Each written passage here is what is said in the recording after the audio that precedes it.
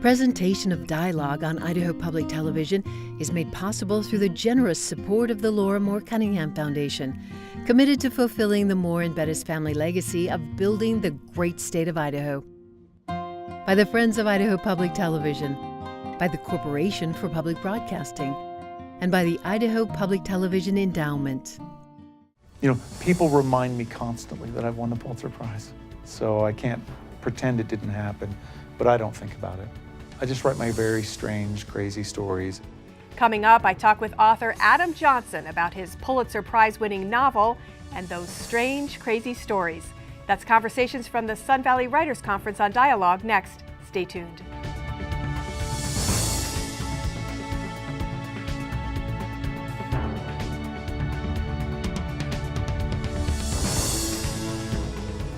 Hello and welcome to Dialogue. I'm Marcia Franklin.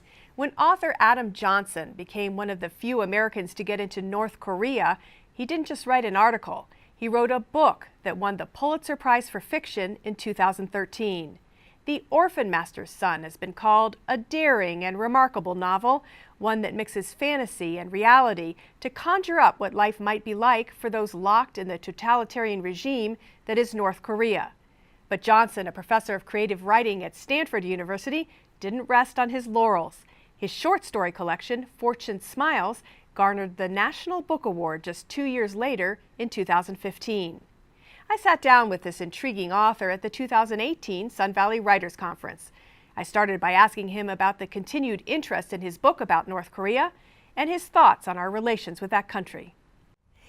Now, your book, Orphan Master's Son, that won the Pulitzer, that came out, 2012?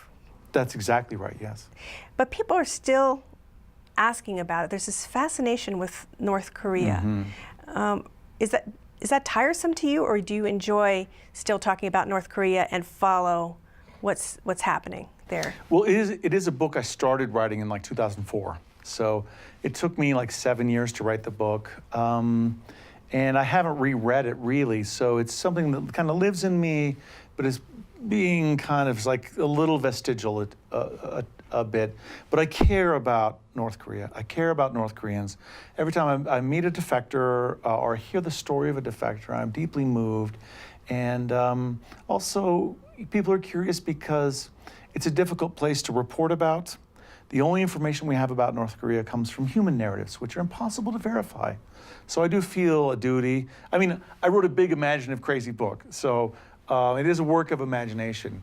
But I really tried to get some things as right as possible. What do you think about the Trump administration and its efforts to talk with North Korea? If an administration were to spend years and years and years studying this, they would have a difficult time. I'm an English teacher, and I don't have a security clearance. And the thing that I'm really interested in is what it is to be a human being in a place like this. And I think that's the part that's always been lost. There's lots of books about the economic and military and political dimensions, the geopolitical and regional implications of the interests at hand. And, I'll leave that to the experts probably. I don't have very much confidence in what's going on right now.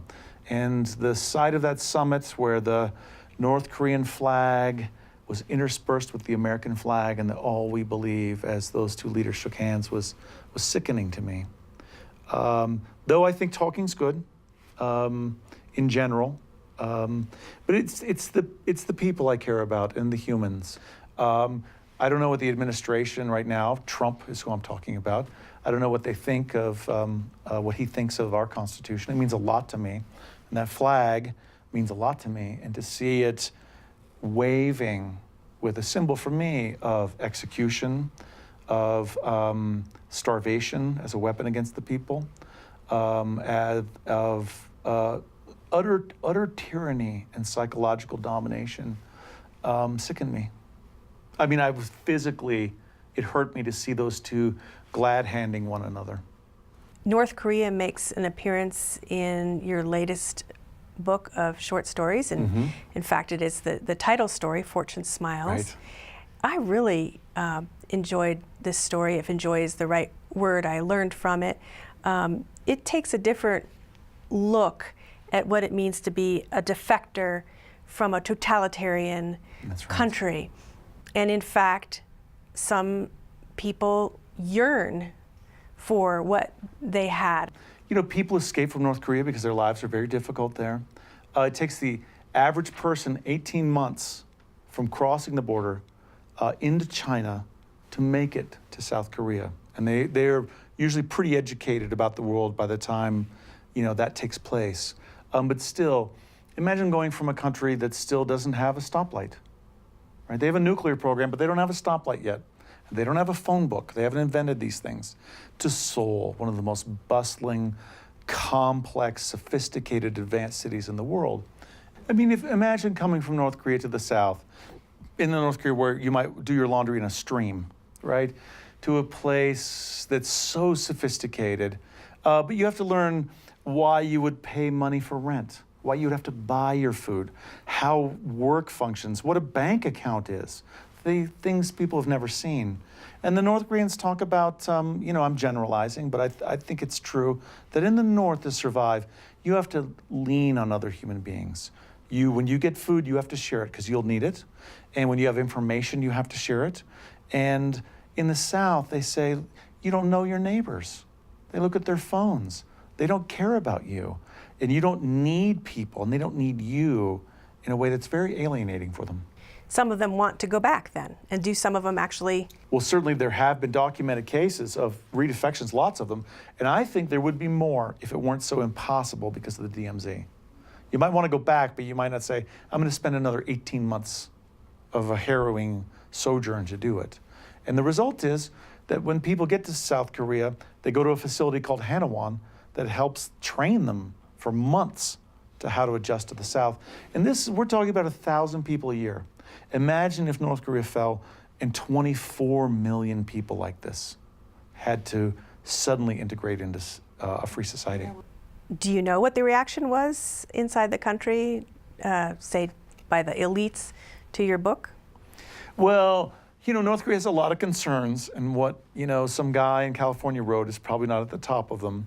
But they do have people whose, you know, roles are to keep track of the image of North Korea. So a movie like The Interview was something they were very aware of, and they hacked Sony because of it. You know, they just don't send you telegrams about their personal thoughts. I've met a couple defectors who've read my book. I've met a couple North Korea watchers who say they're very aware of the book. You know, if there's one thing I'm proud of with the book, like I'm one guy in California who tried to make this portrait, and we won't know what it's like till North Koreans can write their stories. But if I'm proud of one thing, it's that, you know, a lot of defectors' narratives got published after my book. That New York saw, hey, people care about this topic, they're willing to spend some money, and like, in the few years after my book, and a couple other books, like Escape from Camp 14, Barbara Demick's Nothing to Envy, which is maybe my favorite book about North Korea, there was a quick 15 memoirs by North Koreans. That's what we needed, their stories. Would you like to go back? I would go back if freedom came. I would love to be on one of the first military transports into a not North Korea, so I could talk to people. Because when you're there, and I was there, it's illegal to interact with a North Korean. So the one place in the world you cannot talk to a North Korean is in North Korea. You have to talk to defectors, you know, here in America or in Japan or Hong Kong. You write fiction, but you operate in many ways like a journalist in terms of the way that you do research in a nonfiction world. And I admire that. I think it gives you an underpinning to your work that makes it even more credible as fiction, because you've done that ahead of time. You front end loaded your fiction with fact. Yeah. Well, I mean, if you care about people and their stories, you want to get it right. And when you talk to someone, sometimes you can mine them for real details that I will actually use. You could say steal or whatever to lend authenticity to my work. But when you talk to someone and she says, you know, my little brother starved to death in front of me in North Korea, like, I'm not going to steal that, but I feel like that sets an emotional standard that somehow, through the power of literary fiction, I have to meet. And if I don't get that feeling across to my reader, I'm not doing it right. And so by getting real stories from real humans that makes me say, oh, I've got to reach some level of emotionality? Well, you certainly reached it with me and other Thank people you. who read the short story Interesting Facts. Yeah. It's a story about a woman who has breast cancer and her thoughts, imagining what her husband will be doing after her death. And After her she's fam- gone, After yeah. she's gone. Or even present moment. Your wife did have breast cancer, and so She's doing fine. Great. As a woman reading this, I was startled at how accurate and piercing the dialogue was for me as another woman. In fact, so much so that when I finished the story, I had to get up and take a walk. And that's a compliment. I mean, it really hit me emotionally. How did you do that? Was it conversations with your wife, getting the right tone of voice, you know, hearing her? How as a man or just an individual, were you able to convey that to so many people? Because I know I'm not alone. Yeah. That story hit a lot of people. You know, I wrote this book about North Korea, and it was translated into like 35 languages. I never received any more response about anything I ever wrote than that story. Hundreds and hundreds of people have reached out to me to say, you captured something in that portrait that it just rings true. And that means a lot to me. If my wife were here in an imaginary chair next to us, she would say, I hate that story, and I hate that my husband wrote it. And it's my story, and I feel like it was a betrayal. Because it was very autobiographical about us. But, you know, narrative is just how I process things. And, you know, we have kids, and it was a big thing in our family, and we were all scared, and that's just how I make sense of the world. And I also feel the story was very true. One thing I think about publishing today is I feel, especially with female characters, the full range of human emotion, the full spectrum, is not on display. I just have this sense that, and I know a lot of editors are female, and most readers are female, but I do feel that New York is after the likable character, the book club character, the relatable character. And I see less portraits of people that are angry, women that are angry, or bitter, or jealous, these emotions that we all have. And, you know, when my wife wasn't sure which way things were going to go, she was angry. She was bitter. And, she, you know, she would say, you better not marry a beautiful woman when I'm gone. I would say, where did that come from, you know? But it felt very true to me. And I had to get that. Because I think we get most of our storytelling through the visual medium now. And there are conventions to cinema and television. They're fixed forms. Half-hour shows, 22 minutes, teaser trailer, A plot, B plot, C commercial, right? And movies are 90-minute things that have to tell a whole story. They take shortcuts. One of the great shortcuts is that event and emotion coincide. And you know they never do. They never do. When someone dies, you don't know what it means to lose them for a long time. And, you know, I just feel like one of the shortcuts Hollywood takes is that when they need to get rid of a character, it's a car crash or cancer, and boom, they're conveniently gone. You know, but traumas like that don't work like that. And that's the job of literature, to take those deep, psychological, truthful looks.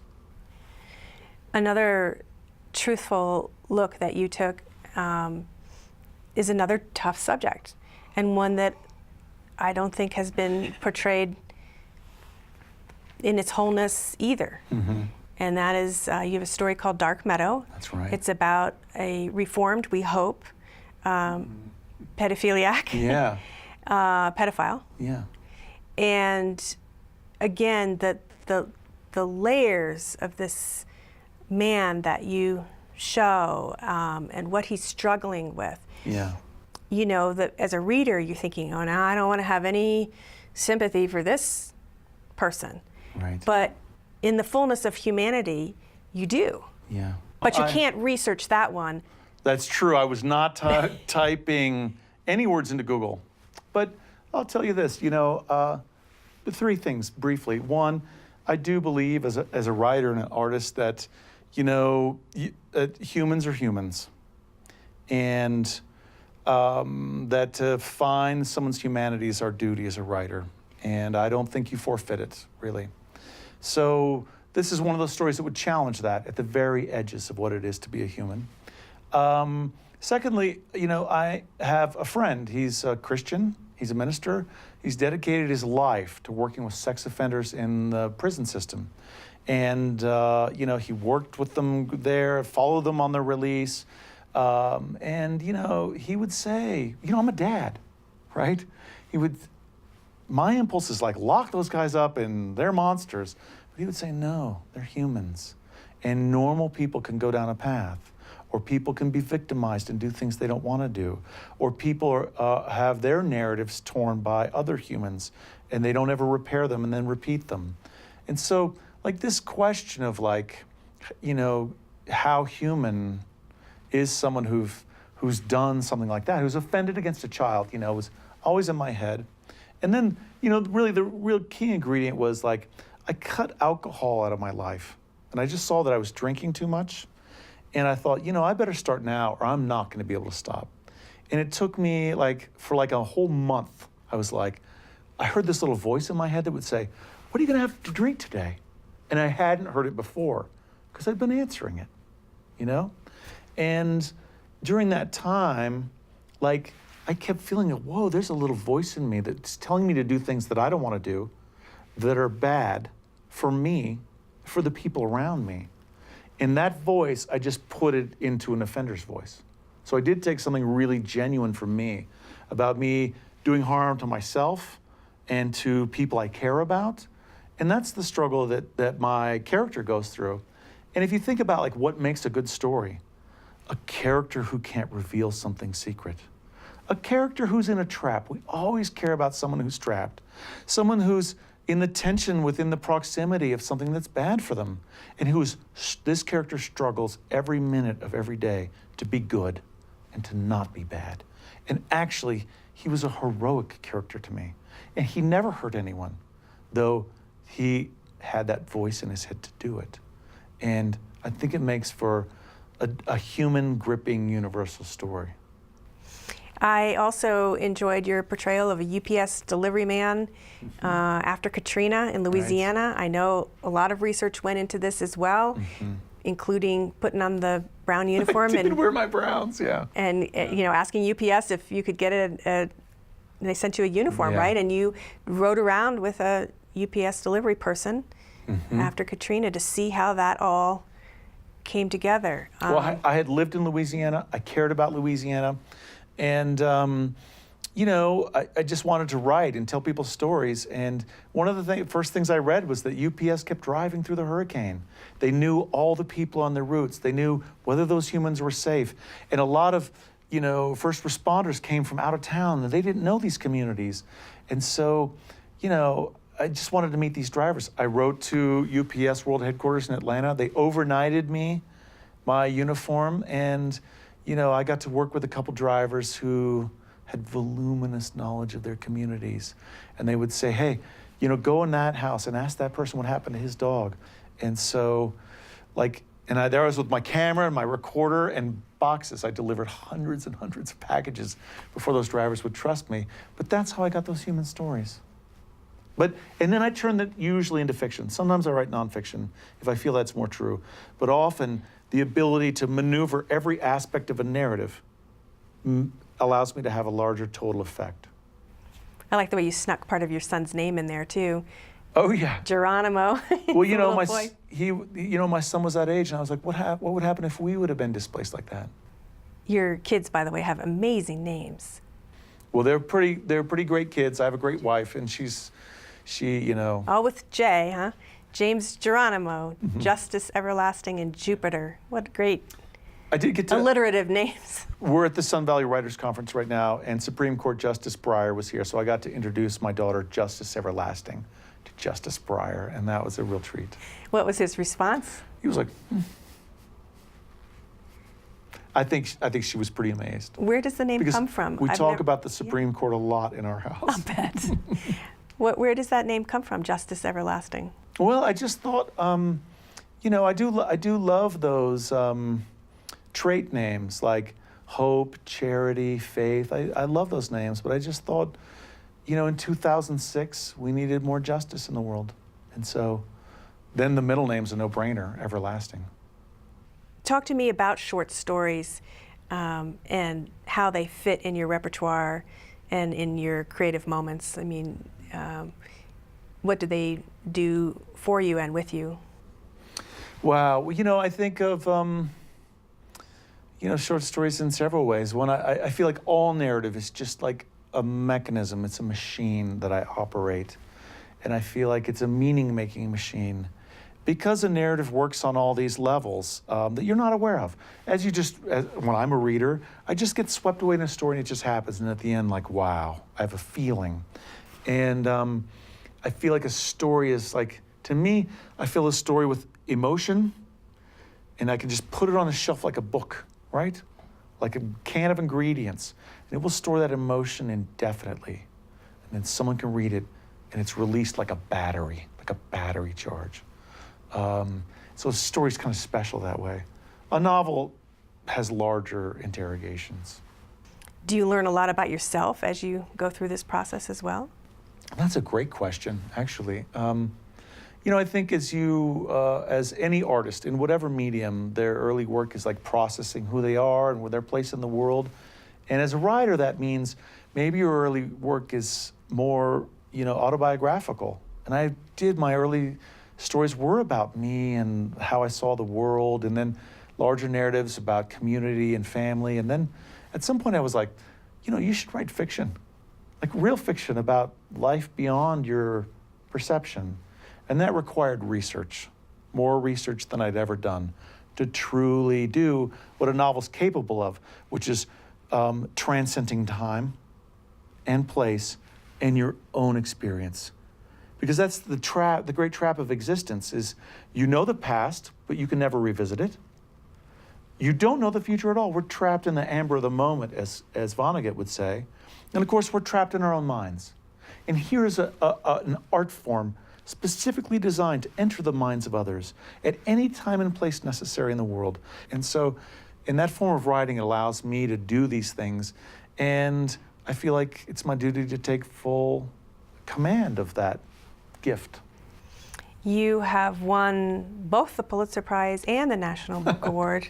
As I understand it, you and your wife sat down after the Pulitzer and just said, look, great, but we love our lives where we live in San Francisco and nothing's going to change. Something like that could change you. And I do know people who've said, hey, I want to travel, I want to do this, I want to quit my job, I want to whatever. And, that's fine, but we're blessed people. And so we didn't want to change it all. We're lucky to have everything that we have. My wife's health, beautiful kids that I have great students, that we can live in a great city, that I'm allowed to do my work, that anyone would want to read it, I feel very blessed about.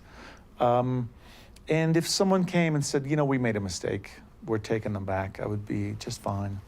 And I try to, people remind me constantly that I've won the Pulitzer Prize. So I can't pretend it didn't happen, but I don't think about it. I just write my very strange, crazy stories, and some people get them, and if it's not for you, that's fine too. Your next big project, as I understand, you're working on another novel. Yeah. Is it prehistory? Is that correct? I'm not even sure what that means. Yeah, prehistory. What is that? I'm writing a big book that takes a lot of research, and I don't know what I'm doing, and the risk of failure is high, but it's really enthralling and interesting. I am deeply concerned about our changing world, about climate change, about resource scarcity. I do believe that we are going to behold over the rest of the century great change. And that we have a climate denier leading our country, and that Obama didn't do enough. We need a Manhattan Project for the planet Earth, and we're capable of it. But nobody has the research or nobody has the leadership to do that because everybody's profiting from what's happening right now.